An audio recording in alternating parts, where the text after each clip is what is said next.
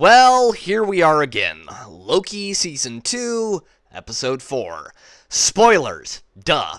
The episode starts with Kang and Renslayer having the traditional villain-minion gloating session after winning a war. Kang and Renslayer heap platitudes upon each other, saying that they couldn't have won without each other, and Renslayer says that they will rule together before heading back to the TVA, but Kang says that he would like a moment alone, and oh, shocking! He betrays her and wipes her memory as well as the memories of everyone else within the TVA with the help of his personal Clippy AI. Renslayer says that all Kang did was build his tower and she did all the work of keeping him there, and Miss Minutes says that they don't need Kang and that perhaps they never did, which I find rather retarded, as Kang literally created Miss Minutes, which makes her romantic interest in him all the creepier, and Renslayer may have been a general, but Kang made all of the time tech and all of the weapons, so yes, Danguses, you do need him. But first example of retarded writing aside, we now turn to alternate universe Kang arriving to the TVA, where he says, "The TVA," because stating the obvious, while doing the strange poochy lip thing that this variant is always doing. He walks down the hall to the Timekeeper mural and stares at it until strong empowered Whammons of Color #1 arrives and realizes that it's he who remains. And then Loki and Mobius and Sylvie arrive and say that they need his help. And he resists, briefly, before the lights flickering and the sound of the time loom, as well as a pep talk from the titular protagonist, convinces him to help them.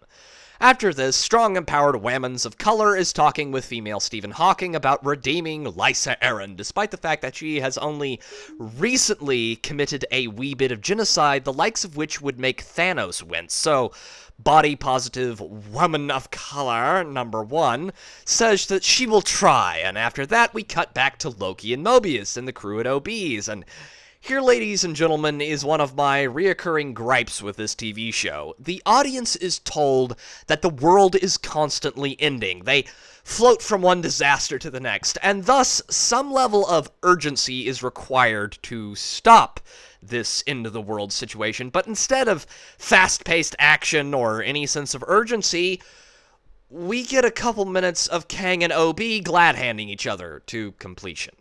After which, OB explains his plan, and oh look, it's a plot contrivance and MacGuffin all in one. So, OB and Kang start working on the plot MacGuffin that he just so happens to bring with him, while Loki and crew leave to give them some space. And when they get out of OB's, Mobius asks if anyone wants pie, because we gotta have pie in these episodes for our exposition dumps.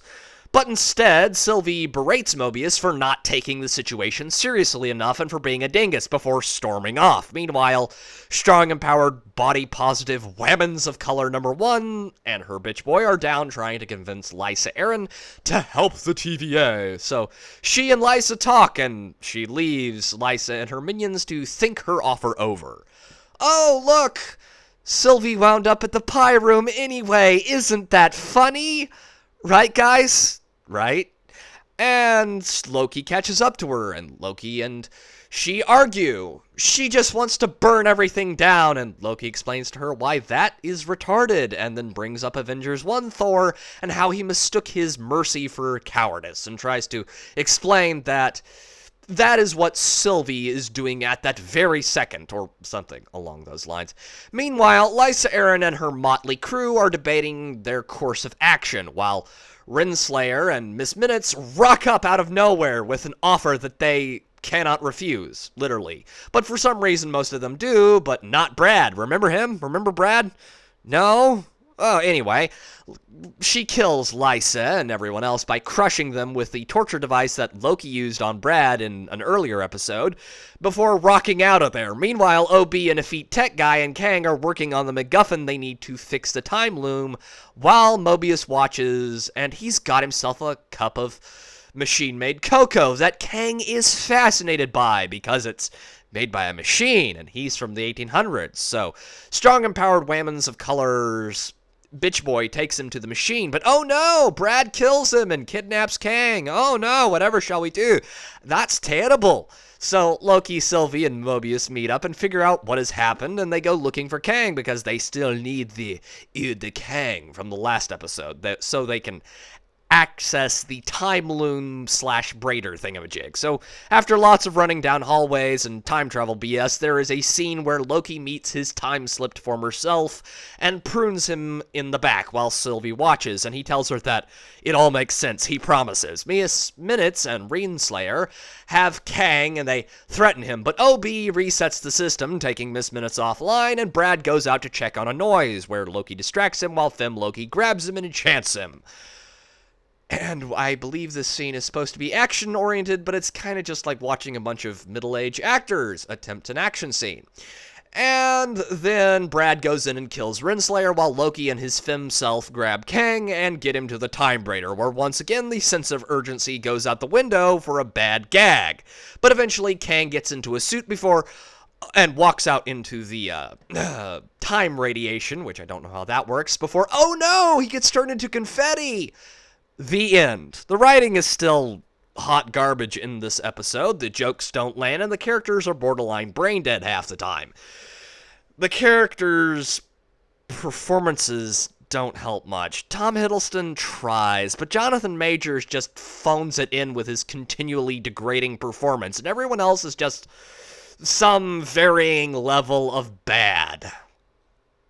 Man.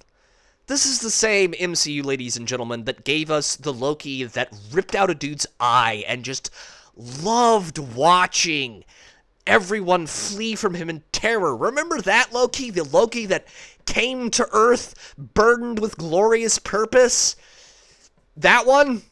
Yeah, this is the same Loki, but, you know, he had 3 films worth of character development and a single episode because he watched a slideshow of his life.